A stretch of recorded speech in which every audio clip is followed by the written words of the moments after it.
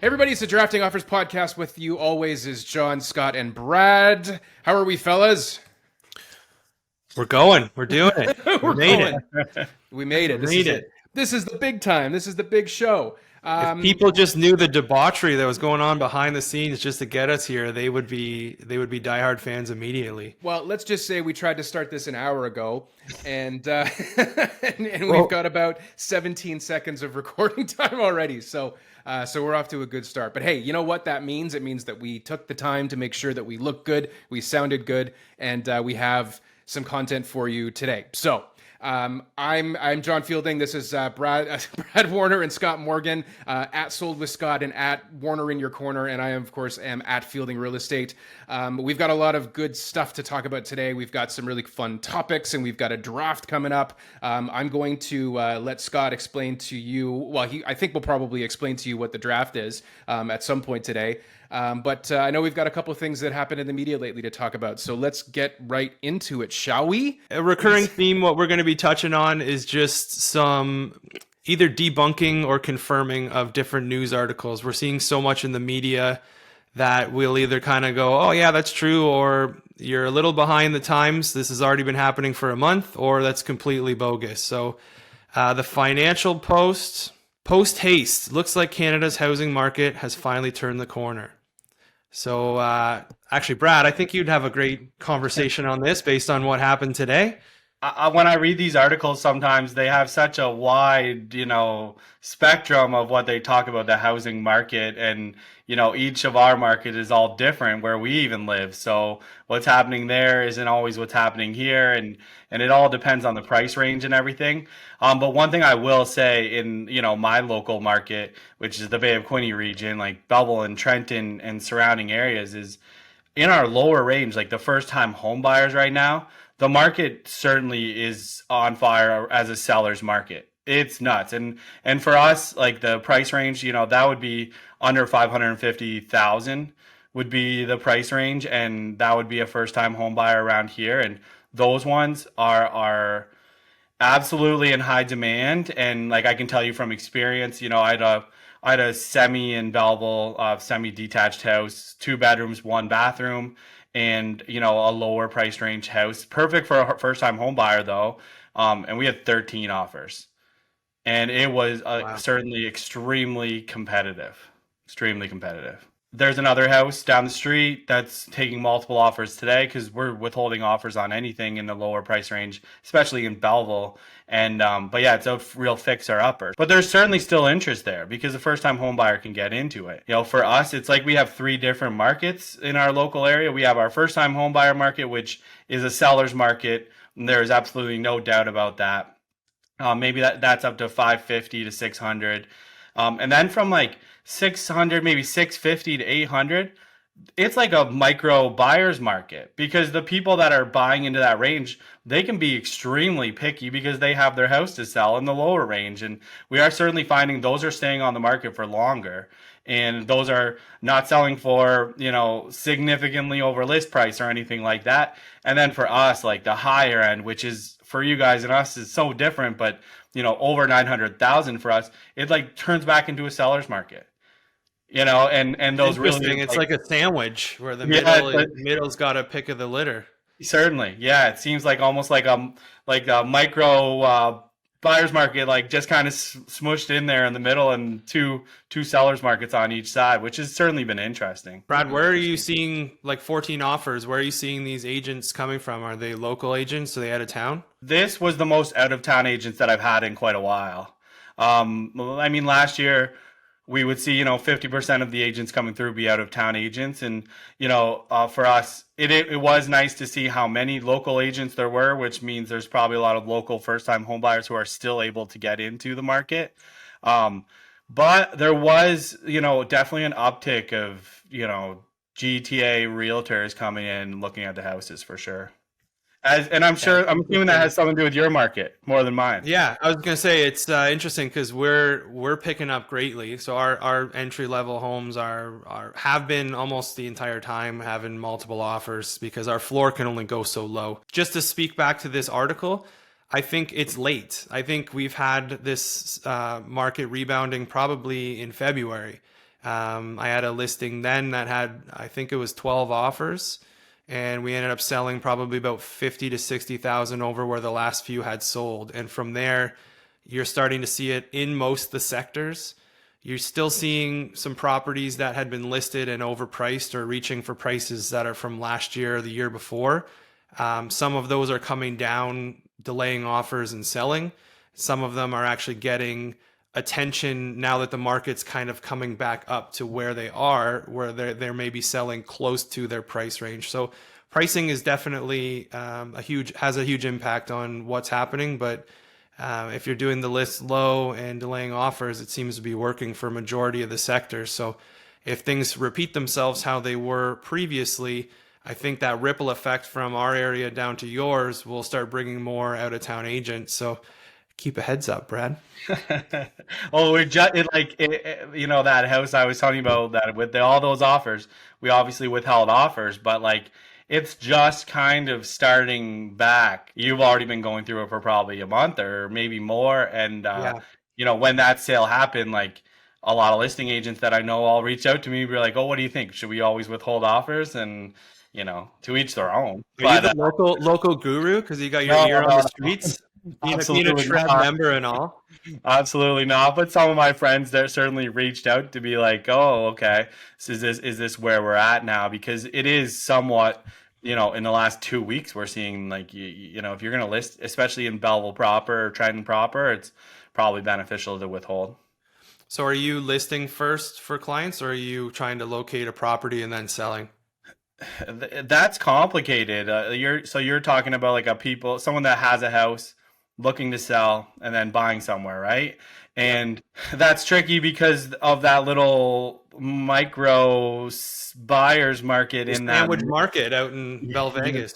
But like that's if you're moving from, 450, $500,000 house to a $700,000 house, you might still be able to get that condition of sale just because it seems like that market at 700 is a little bit lower.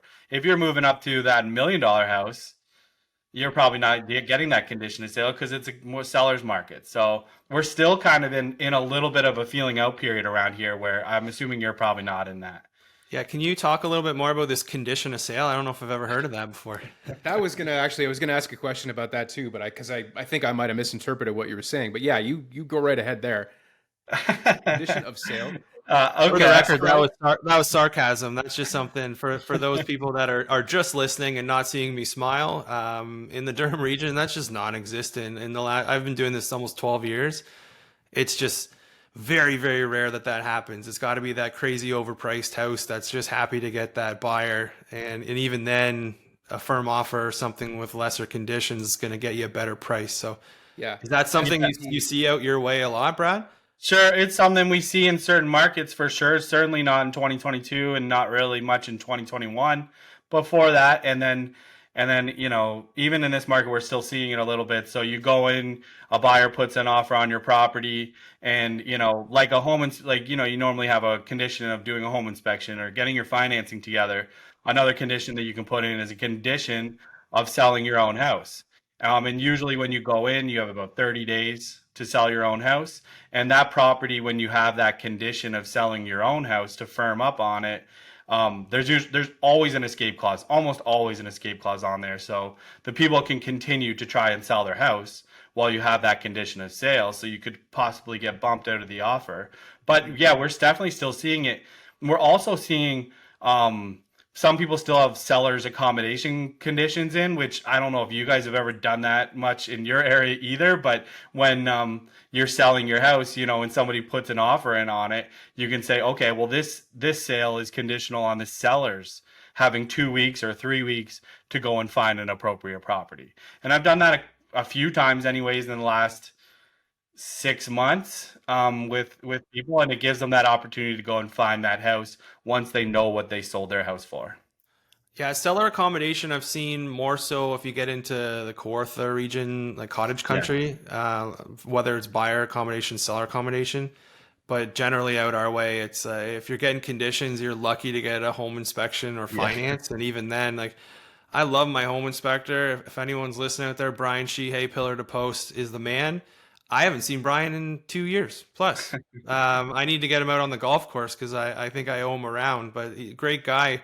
Just if you're in multiple offers and you're trying to secure that property and it's not a one that's completely dilapidated, it's very difficult to get that condition of home inspection or finance in order to stay competitive, which is unfortunate because I know we've bought 2 homes now, one with home inspection, one without, and you're taking a risk by not having it. But at the end of the day, anyone who bought, say, pre-COVID and is now in their home, they've made a couple $100,000. So I mean, if you got to do a little work in the attic for some mold removal, like you've done pretty well as it stands. So it's just difficult.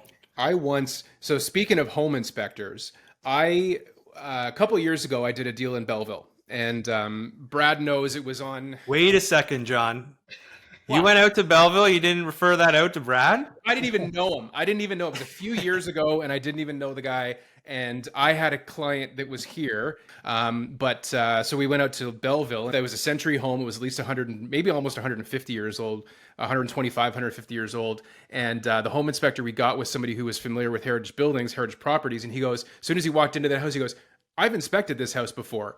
And I said, "Are you sure? Are you serious?" He goes, "Yeah, I've inspected this house a couple years ago, but like before the last seller or whatever it was, I inspected it like literally again. I can give you that report and I can do another one today." But he goes, "I was absolutely stunned. I thought the house was fantastic." Like it was, he goes, "If the house was poorly built, it'd be a pile of rubble by now after 150 years. This one must have been one of the good ones. Like it had a cistern in the bottom, in the basement. Like it was super old, but like beautiful and super character. Like, so that's it. That's my Belleville story. So the same century homes have to find that your client.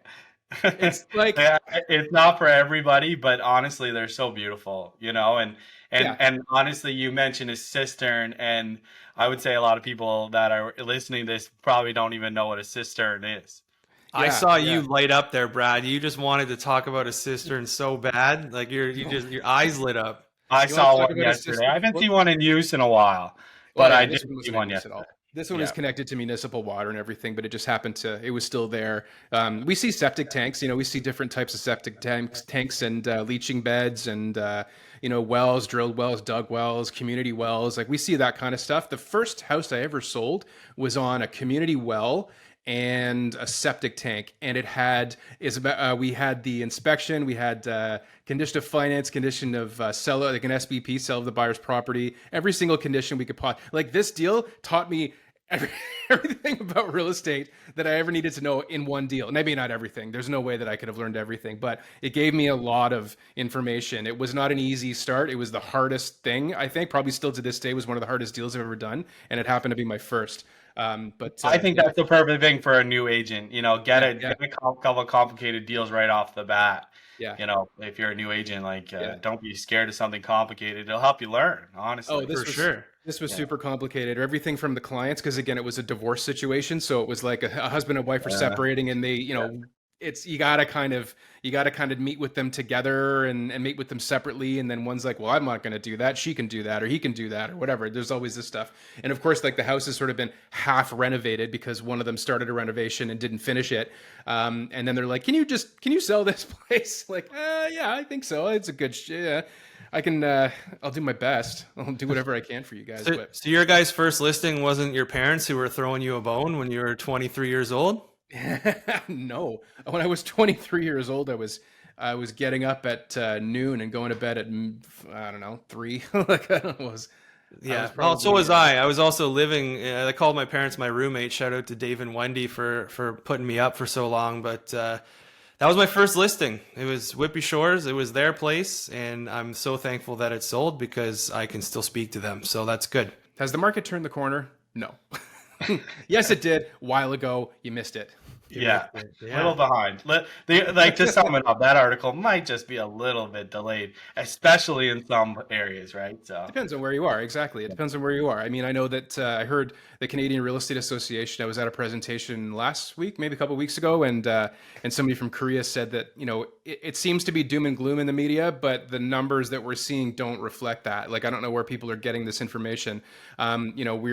We saw the highest peak ever, 2021 or whatever. That was kind of like sort of COVID, and then it kind of went up and then went down pretty quickly. But it didn't plummet, it corrected. And so the numbers now are pretty much similar to where they were in 2019, which is, I'd even argue higher than 2019. Well, higher, yes, but I mean, it's almost like they kind of just crept up slowly, even though in the middle there was this like boom and then a bust and then it kind of corrected again. So if that didn't happen, the numbers would be where they should be. You know what I'm saying? Like, yeah. And I think a lot of it stems with forecasting what's coming. What's happened has happened. But if you're looking and you're going, oh, there's no buyers out there and there's a ton of listings, well, we have a problem, but we're going to have a supply issue for a long time unless something happens drastically in the next couple of years to build homes and hire tradespeople to do that. I think we're in it for a little bit of time here where prices are going to be on the rise, and getting your foot into inventory is going to be the most important thing.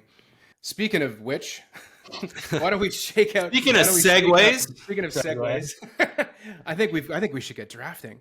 I think that we should get into our first inaugural draft. I haven't been chirped in a while, so I'm pretty sure we should.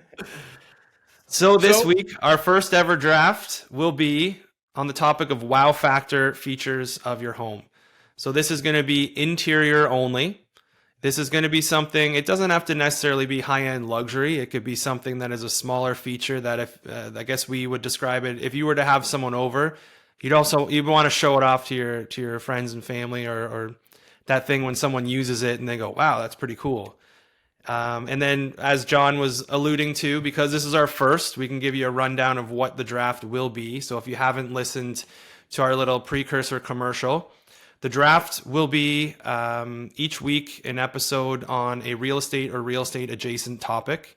It'll be in the form of a snake draft. So if you've done fantasy sports, you'll know the premise. But basically, we will have a draft order chosen from our Wheel of Wheels, which we'll do shortly. There'll be 5 rounds. The person who finishes the one round will start the next round. And then from there, we'll have 5 picks. We'll have 3 teams, and that's where we're going to need you to come in, and we're going to need your votes. We need to know who will be the draft champ each episode. So if you can go on to our Instagram at TheDraftingOffersPodcast, we'll have a poll up for you to vote, and we would love to see who you think is the best. From there, we'll have bragging rights going into our next episode, and we're still talks about what we're going to be either wearing or winning each week that we are the draft champ. So your involvement is critical, and we hope you enjoy the banter that we have here. So why don't we get it started? Let me get on the share screen. Who's it going to be? Oh, it's going to be Brad. Oh, no. Oh, Brad is selecting the order. All right. You're selecting, so you don't have to go first. You're the one selecting. Well, Wow. okay. Of course, you can go first if you want. I'm going to pick first because I don't have as many on my list, so I want to make sure I get one. Do it. I'll have Don go second and Scott go third. All right. This one is definitely maybe more of a Bevel thing. So, but the one thing I guess that if I want to show it off to my friends is a triple car garage. First overall, triple car garage. A huge garage. Place to hang out. It's the place to be. So you've got a room. So in theory, you've got room for 2 cars and a pool table, or like whatever, right? Man, you guys see King of Queens and Doug in Carrie's backyard. He's got the car parked there, and he's got his big screen TV. And then Carrie leaves the garage door opener one night, and it gets stolen. Like I don't know if I want to put all that kind of stuff. I like the idea of a triple car garage. Right now, I have a 0 car garage, so I mean, even 1 would be fine. So. I mean, out Brad's way, are you getting more ATVing, and you got your There's a lot of toys around here. A lot of toys to work with, right?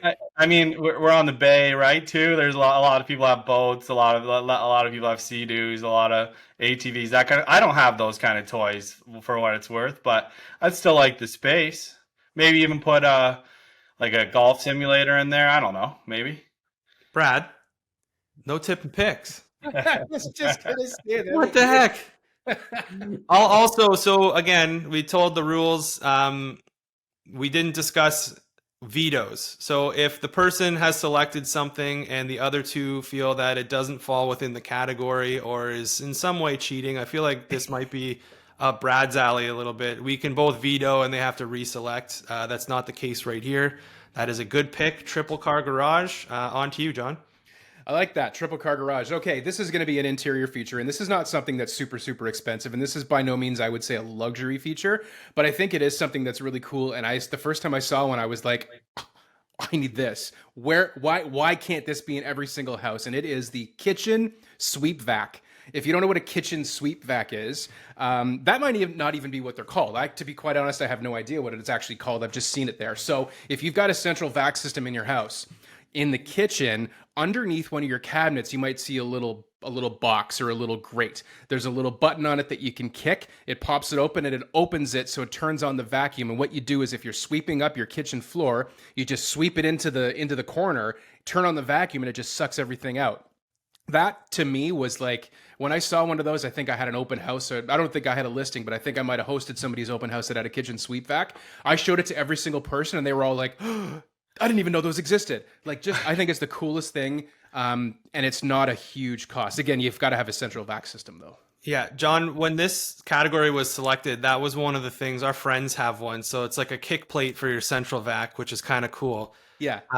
My only thing is this was selected in the first round, and there is a company called Dyson that is now completely making these irrelevant. So I can see where you're coming from. It is cool to show off to your friends, but it's like showing off a VHS player, I think, in the next couple of years. But I like where your head's at, and that's a nice second overall pick, I guess. I gotcha. I think I understand that, but I mean, this is one of those things where you don't even have to bring a vacuum out, right? I can go get my vacuum off the charger downstairs, and I can bring it and vacuum my kitchen floor, and of course. But I mean, this is one of those things where you just kind of into the corner and that's gone. Everything's gone. I like it. I really like the sound effects too. Yeah. And for those listening on the audio, that was not a soundboard. That was live, baby. Yeah. So, guys, I'm pretty excited here. I was really wanting first overall pick because this pick is pretty special to a lot of kids, I think, growing up in their minds and their imaginations. I thought Brad knew where I was going with this, and that's why he sewered me, because this is going to start a rivalry to come. I am going to choose a hidden room. So like the bogus bookcase or the big piece of artwork that opens up and there's a door behind there. And I'm not going to say what's behind because you could be hiding all kinds of things and I don't want to tip picks. But I think from those like murder mystery things where the person's leaning and the candle opens the door, it's freaking cool. And if you go on Wayfair right now, they actually sell fake bookcases that are door frames. And you can put that in your house. So I'm going to say hidden rooms. I like that. What's the sound effect? What sound would that make? Would it be kind of like a, or would it be sort of? You're the sound effect guy. Yeah, we got a human soundboard. This is just awesome. Call me Jones. Just call me Officer Larvell Jones. Can I be honest with you? I just don't get what the point is. I don't, other than like one quick Instagram like reel you're gonna make in your life, and then the rest of your life you're gonna be like, man, I wish that was just a regular door. Or people are going to be like, oh, Scott's in the, I'm not going to say the room because it's tip and picks. And then they're going to be, where's that? And you're like, it's behind the bookcase. Grab the Hemingway and pull it towards To Kill a Mockingbird. Yeah. Nice. Right. Okay. So now that the first round is over because I finished, I'll start the second for those that are new to drafting. And when I think of, cool, modern, luxury.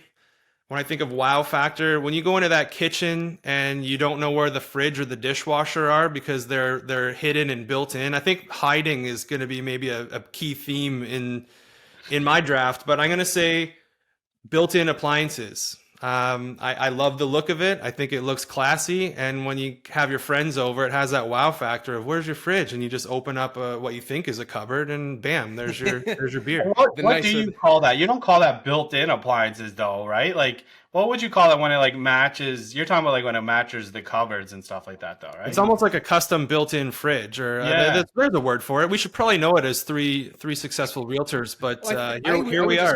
I call them color matched or decor matched fridge or whatever it is, and decor matched dishwasher. I don't know, color matched, something like that. I'll Google it when we finish up, and then in the graphic, it'll have a picture and the right terminology. But I'm just going to put hidden appliances. I always say the nicer the house is, the harder it is to find the garbage can. And that probably kind of fits right into that there too, right? Like where you don't know, like, where's the garbage? Is it under the sink? No, it's just a little button, and you kind of put, it's like if you feel like you're pulling out a cabinet, but it's just the garbage can. But you would never know until you found it. Like you have to go through every single cabinet to find it. I'm not going to draft that garbage cabinet thing, but I would say that would be something I would love. That, when you open up that one drawer and it's all garbage cabinet, I'd like that more than having my fridge match my cupboards. Having like a tri-sorter under your I cabinet love that. there, like one for organics, one for waste, and one for recycling. Yeah. Maybe it's more of a Toronto Durham region thing, Brad. Maybe. You guys don't even have green bins out there, do you? Am I right? No, we do. Come on. Oh, you do. Okay. No, I was. John, you're canceled. Where was I? That. Where was I in Trenton? I was somewhere where they didn't have a green. It was a friend. I was trying to remember. I was visiting, and I don't remember if they even had a green. I think we just put garbage, like food waste, in the garbage. I don't think they even had green bins there. Well, that's just because those specific people didn't care about the environment, John. Yeah, maybe we shouldn't post our email for drafting offers, because I think there might be some hate mail from the Quinte region for John for that one. I didn't know. Wow. All right, second round, second pick. John Fielding, you're up. I got this. I really like this one. Again, this is something that's. I would say a lot of newer homes and older hotels, for whatever reason, have this, and it's the heated bathroom floor. That's kind of now you can do heated floors lower, but I mean the heated bathroom floor is generally specifically want bathroom, or do you just want heated floors? Heated floors in the bathroom. I don't need heated floors everywhere else. Heated floors in the bathroom are great because it's usually tile, right? It's usually cold tile or kitchen. But I mean, I don't know. I like the heated bathroom floor. And when I say old hotel rooms, it's usually like there's either a heated floor or that heat lamp from up on top. But a lot of kind of newer houses, some of them will have a heated bathroom floor. But again, it's just like it's a comfort thing. I can live without it. I've lived without it for 42 years almost. But it would be, I think it'd be a cool, like, wow factor, fun to have kind of thing. Especially a basement bathroom. Okay. Yeah. Good one. That's to add to your thing, a basement bathroom that has heated floors. I've seen lots of them, especially like a renovated house. Yeah. I like that. Yeah, it was definitely on my list, and I do find when you're doing a showing and it's maybe not listed in the description of the home, and you walk into that bathroom and it's warm on your feet, maybe in the wintertime when it's cold, you might have stepped in a snowbank and you get to warm your feet up. It's a nice little touch. So that's a good pick for John. I like that for you. I love that journey for you. All right, last pick, second round, Brad Warner. Okay. This is one I've only seen maybe a couple times, but I think it's pretty cool. And it's accordion sliding glass doors. So like you normally have like your sliding glass doors, right? But when you can almost have all of the glass go out like an accordion from your kitchen into the backyard, and it's just wide open. And it's almost like an open air space back and forth. I think that's pretty cool. Like I wouldn't be so cool at night when the mosquitoes are coming out, but on like a nice warm day when you can just push all the sliding glass doors to one side and have it wide open, I think it'd look pretty sweet. You see it a lot on $1 million listings, those shows where they never get an ounce of snow or usually rain. And at first when you said accordion doors, I pictured like those plastic cheap ones for your closet, and I was wondering where you were going with this. I thought I like those too. I like those too though. But I think that's a great pick. And if you're looking for you bordered on outside, because technically half is outside, half's inside, but I think that has the wow factor you'd show off to your friends. Yeah. Oh yeah, you have your friends over and you're just like, hey, watch this. And then you just open the whole like almost side of your house. Yeah, it's pretty sweet. Yeah, well, and a lot of remote control activated, right? So you're just sitting there hitting the button, and your friends are just jealous. So okay, wow. Okay, all right. Actually, I'm just gonna go straight to my next pick then, because Scott pretty much just said it. But remote control window coverings. Oh yeah, I have that on my list. I got you, man. Levelor and all that stuff. Yeah, you had a Crestron system in your house. When you lay in bed and you can open up your window coverings from your bed, I think that's pretty sweet. Yep, definitely one of those. Definitely one of the ones on my list. Window Never coverage. had it. I can promise you I've never had it myself, but it does look sweet. You can control them with an app too, or just even your voice. You know, Alexa, open the windows. Alexa, do the thing. Whatever. I don't know. Whatever the command is. You can tell Brad is out in the country because a lot of the things have to do with either looking outside, getting outside, or parking your things that are outside. So you're really focused on where you are and not inside.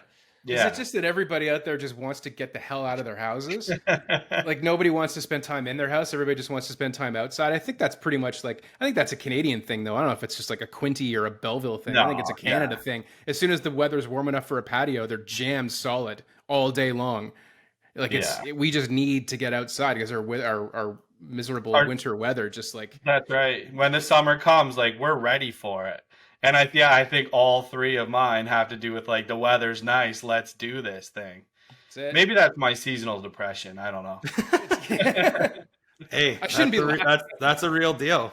It's a real thing. I shouldn't be laughing at that, but yeah. Let's start with a hashtag end daylight savings time because it's not helping anyone.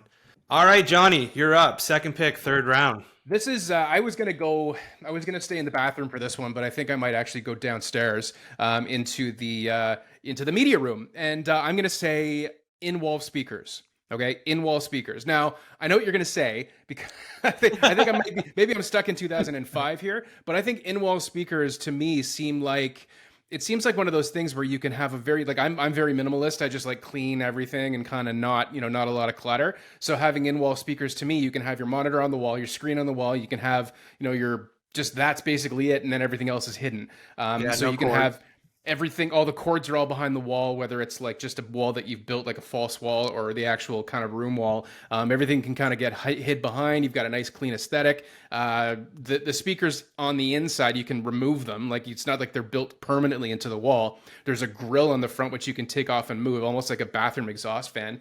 But I think, I like in-walls. I'm just a sound guy, right? I mean, I'm a nerd when it comes to audio, and I like to have things that sound really good. So I'm kind of thinking I'm leaning towards that sort of home theater with the in-wall speakers. I don't know. What do you guys think? As an audio nerd like yourself though, can you be honest though, it is like the best sound bar that you can put underneath your TV, is it really that much different than the surround sound, I guess? I've had it all. I mean, I've had the 7.1 Yamaha receiver with the big bookshelf speakers and things like that. The big tall tower speakers, and now I've got a Sonos system. And Sonos I think is fantastic because you can control everything from a phone. It's got an app. I can start playing music on Spotify on my phone, and then I can play it in the living room when I get down there. My true home theater system sounds way better. The Sonos is great quality, fantastic quality, can't deny that. But in a room that's set up as a theater with dark and your screen, in-wall speakers, that kind of setup, I think is just far better. It seems like Brad is doubting our AV guy. For those of you who don't know, Max from the Arkells once called this guy a wizard, and you're doubting him.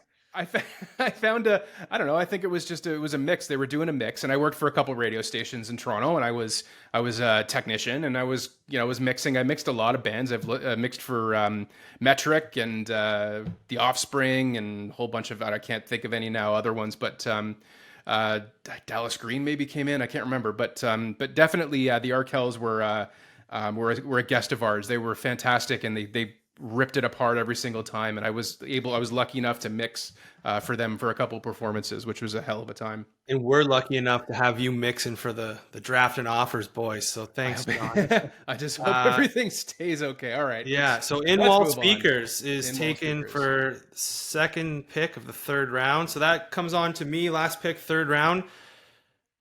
I see the remote control window coverings, Brad. I think remote control might be a little bit early 2000s because the world is running on voice commands, and a voice command smart home system is what is a wow factor in a lot of homes these days. So that will be my selection.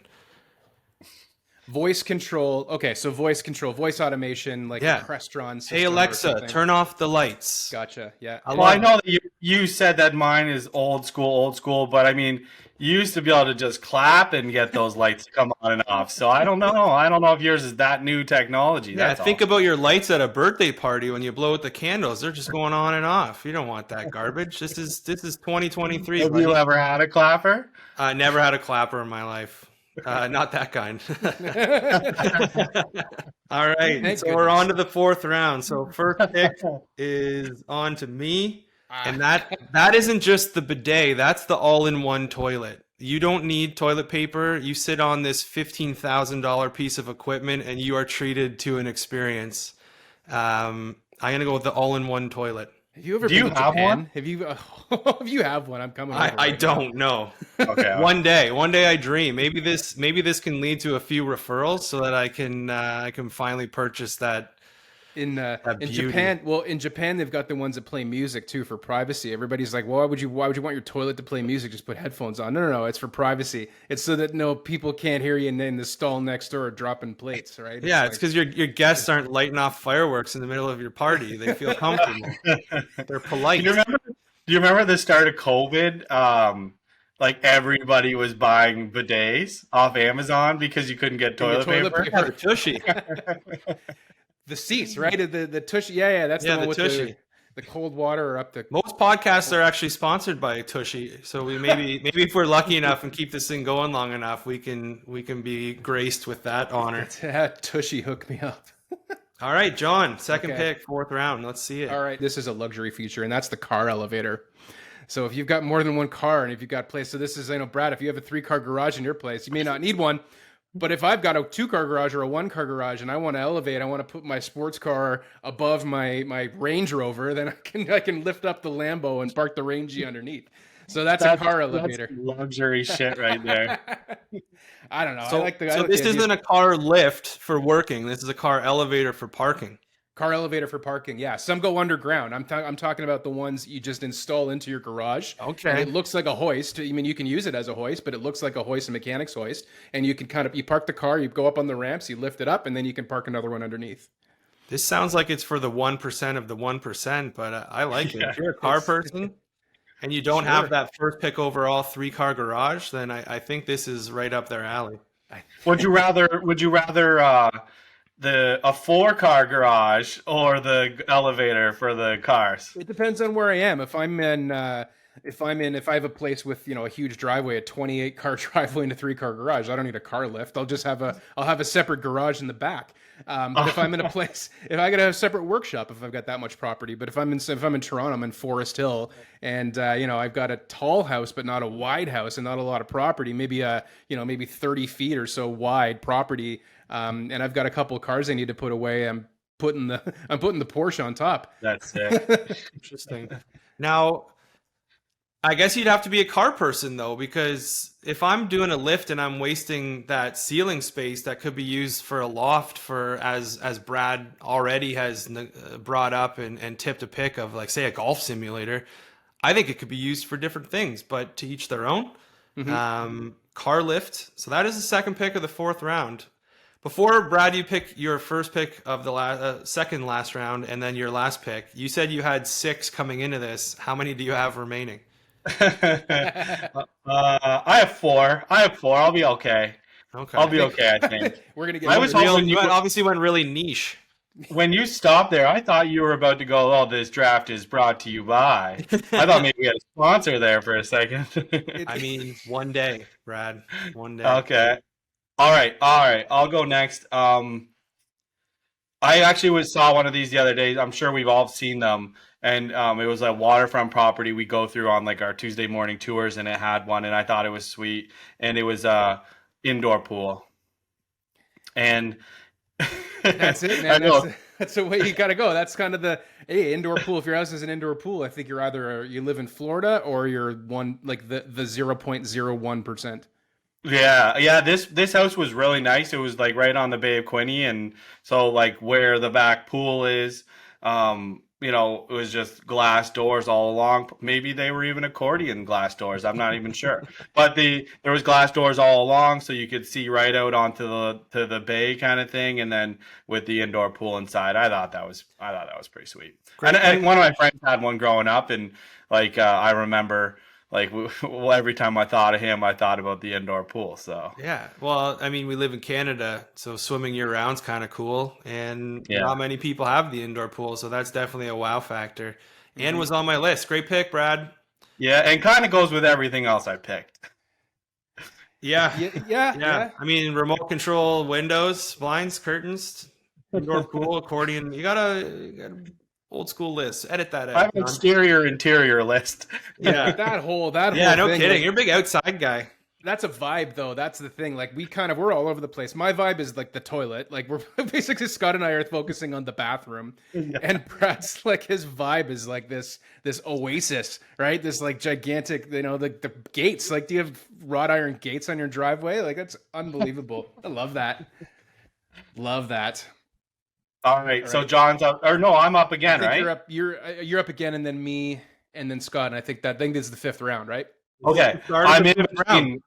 I'm in between two. I'm really, really in between two. Do you want to talk it out? Are you okay? I just don't want you guys to take one of them, you know. I guarantee you, I'm not going to take whatever you've got because I And I guarantee have you one. you're I having have fun one with that my them. wife. I have one that my wife told me. She only told me one when I asked her. I feel like you And, have to take that, or you might be sleeping on the couch. No. it's just so unrealistic what she told me. I think, okay, this is one that I do see quite often, and I'm going to combine two things. So, I like the wine cellar, or a place to put the cigars. Oh, Let's pick one here. Let's come on. One is a drink and one ruins your lungs. What are we choosing, pal? Well, they both ruin your life in a way. Yeah. That's tough. That's tough. I don't smoke a lot of cigars, and I don't drink a lot of wine. I'll go with the wine cellar, though. Wine cellar. stick with the wine Yeah. cellar. I like that. yeah. It's a great pick. That'll pander to more people, and Yeah. it's on my list. I think it can be a feature if you're a wine person. It's where you can show off your collection, get it a little cooled, maybe some glass features. Not trying to sell your pick for you, but I like that pick. I thought about it like, when you go and you're showing a house, and then you kind of, you turn this corner and there's a wine cellar there. That's always, sets the tone. with a biometric thumbprint sensor on the thing instead of like the coded deadbolt, you've got your thumbprint, so like a retinal scanner to get in there to get your 1981 Petrus for $15,000 bottle of wine. This is a definite Brad pick from Wine Region. And if there's one thing I know about Brad is he loves his wine. He's a big wine guy. Like every time I see him drinking, I have to push the wine away from him. Yeah. Ooh. Oh, yeah. I got a couple. Sarcasm through the roof. Brad is not a wine guy. I did have a client who she actually like grew her own grapes on her property kind of thing, and then she would make her own wine and have it in her own cellar, which was pretty cool. And she's this Italian lady, so I think they always had a lot of wine. I think I have if I look over there, I actually have 3 bottles of that wine. That's the cantina. I haven't quite got to yet. It's in the cantina. The cantina with the wine and the prosciutto. Yeah. Cantina, the prosciutto. I love that. I love a good wine. So I got some Prince Edward County wine downstairs. I got a couple Sandbanks. Sleeping Giant, that's a nice one. Noir 2, that's another nice Sandbanks wine. I told you the Sandbanks wine secret, but I'm not gonna say, you did. I know the secret. I'm not going to say it. I'm not going to. It's not on the podcast though. Oh, insider info. Hey, shout out to the Huff Estates too, my buddy Jay. Huff Estates. Yeah, I've heard that name a couple of times. I've driven past there. Huff Estates is a great spot. Yeah, great place. Yeah. So what are we at here? We're at John. Me. So I'm gonna second to last pick. Last. Second last overall. This is my last. Your last, but second last of the draft. I was for many years I was a dog guy, and I would have loved to have had this in my home, and it's the dog wash station. This is the place where this is kind of like in your maybe if you have a mud room or a separate, maybe the back entrance. And instead of having the laundry sink, you've got the whole, it almost looks like a shower, a little mini shower for your dog. So you can hose off Floyd when he comes back inside and, just give him I don't know, we'll wash the mud off of his paws and all of everything off of everything. So it's the dog wash station. I've seen some of these in condos. Some of these have a dog wash. Some condos have a dog wash station. Some condos actually have a car wash which is Yep. very cool. And then next to that, Underground, they maybe, have yeah. the dog wash station, with before the elevator to come upstairs. But I like I like the dog wash station. I think that's a great feature. It's a great kind of like, hey, check this out. Like, look what I got sort of feature. So For the people that I have saw one last dogs, week. Yeah, I saw one. I saw one last week, and I would say it was far from luxury though. But yeah, the they have like interior hose. like when they see it like beside the deck, you can almost see like the dog have their own way to go up and down the deck too.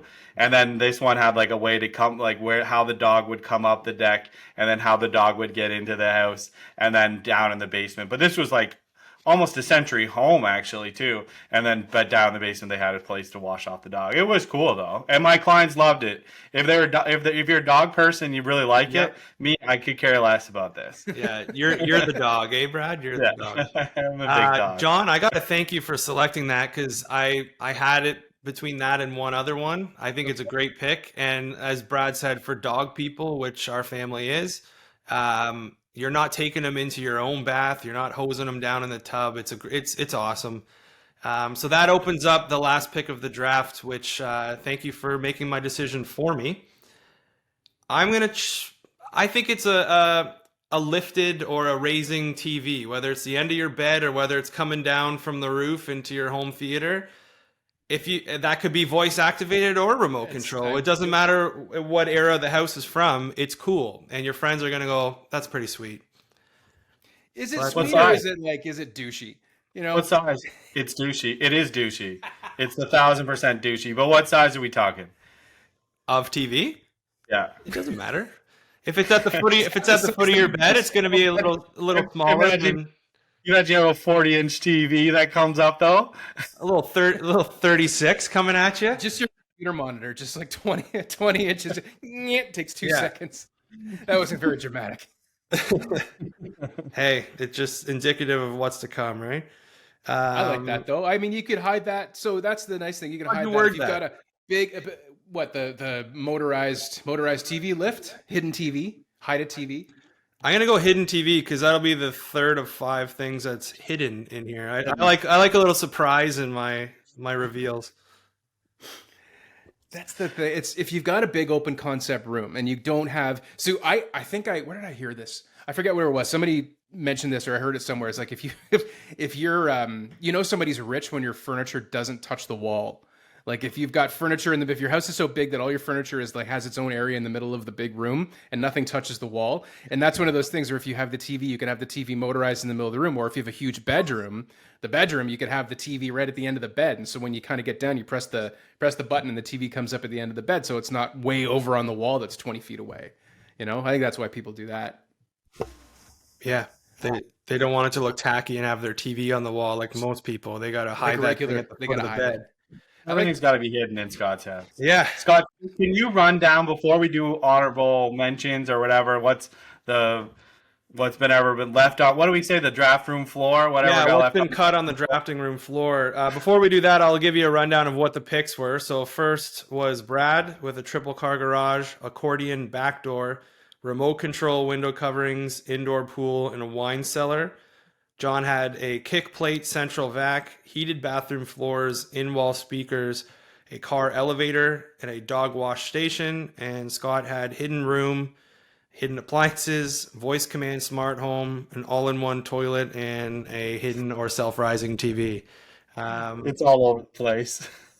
Yeah, there's no theme. I'm not wishing it was an outdoor draft and making it an indoor draft. Let's just say that. But John, actually, let's hear Brad. You had 6 coming into this. What do you have left over? I have 2, and then I added one more while we were talking. But the one that my wife wanted us to take was bowling alley, an indoor bowling alley, which I thought was too much to take. She's never seen one. I'll be honest, it was on my list, so he's not off, I guess. And then the other one I have was which I almost took. It was that one or the last one I took, and it was the oversized. I know you like that word, John. Love it. Oversized island, like the biggest island that you could ever host people at, that has like 8 bar stools on one side and like a good place to host. I love a big oversized island. Now, oversized is good. Are you starting to see the double islands in those big homes where you have the one for kind of sitting around and the other one for hosting maybe a mini fridge and your dishwasher? Or is that more of a Durham, Toronto thing? Because I had double island on my list. Oh, whoa. So happy you didn't take that, because it clearly would have gone over well with the Quinte region. talking And then about a my double phone was the garbage cabinet, which we talked about. Because I don't have one of those, and I see it go to other people's houses, and you look for their garbage, and when you pull the one out, it has like the 3 places to put everything. I'm always just like, oh, I wish I had that. That's sweet. On my draft room floor, the dumbwaiter. It's not often that you see it, but I thought that was pretty cool because you can kind of shimmy up a little bit of food when you're sick. And you don't have to tip them as much. Yep. As much. Yeah. When you get the custom walk-in closet and they have the big island in the middle, I thought that was kind of fancy. Double shower for when you want to host a party in your shower. Brad and I hit on the golf simulator. Butler's pantry, so you kind of have another hidden room, but it's just for prepping food. Hidden coffee bar. I like hiding stuff. It's the best. Yeah. You just have a vacant house basically until you start opening doors. But when your coffee bar is hidden behind some cabinetry, and then when you have the lockers in sort of your mudroom, when you come in, you have the full setup. Probably better for when you have kids, I'd imagine. But those were the ones I had left over. One of the ones that I had was the towel warmer in the bathroom. So your bathroom towel warmer, that's kind of a nice thing. I don't know if it's like a wow factor. It's more just kind of like a nice to have type of thing. I've got the underground safe. So it's a safe built into your floor. And I actually lived in a house that had one of these things, and it was very, very cool. I love showing it off. But it was encased in concrete and built into the floor. So just one of those kinds of cool things. Again, it's a little bit dated, but it was houses built in the 60s, and I guess people just kept all their valuables at home then. This isn't a luxury feature, but it's a very cool feature. Scott and I were actually talking about it yesterday. It's called the Lobby Watch channel, and it comes with a condo. So if you've got a condo, my old condo, I went to channel 998 or 999 or something, and I could see the camera in the front entrance. So if I got a buzz, or if somebody called me or whatever, I can see who was coming in and kind of buzz them in from there. So the Lobby Watch channel, I think, is kind of underrated. I don't know if every building even has that anymore because of just kind of everything advances in technology, but I thought it was one of the coolest things. And then when it went away one day, I think I changed cable services or something like that, and I didn't get it anymore. And I thought, what do I do now? So you kind of get used to it once you've got it. That was the original reality television. Was the security camera downstairs. Exactly. My last one is another dated feature, and I think like I said, I probably went back to 2005 here before every fridge had a water and an ice dispenser in it. But it was the separate tap for filtered drinking water.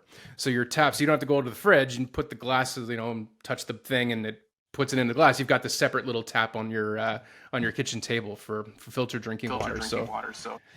I do like that. I love going to someone. I don't have an ice thing on my fridge. Neither do we. I don't either. I did my old house, not now. I love going to people's houses when they have them, and I always want to use it. Yeah, Brad's a big ice guy. I'm surprised when this topic was brought up. The example was not even selected in the draft, and that was a pot filler. I think it's becoming more common. And I'm happy no one jumped the shark and chose that, because I was saving it for you. I thought that for sure would be number 1 or number 2. The pop fillers when there's water over top of the stove, for those that don't know what it is, and you fill up the pots right over the stove. I don't see it very often around here, but I don't know. I don't think I've seen it a few times. I don't get wowed by it, but it's cool. Mm-hmm. Wow, hard to impress this guy. It didn't come from the outside. I like indoor pools. All right, so that's our draft. What we're going to need from you is to check us out on Instagram at TheDraftingOffersPodcast. We will have a poll for this shortly after this airs.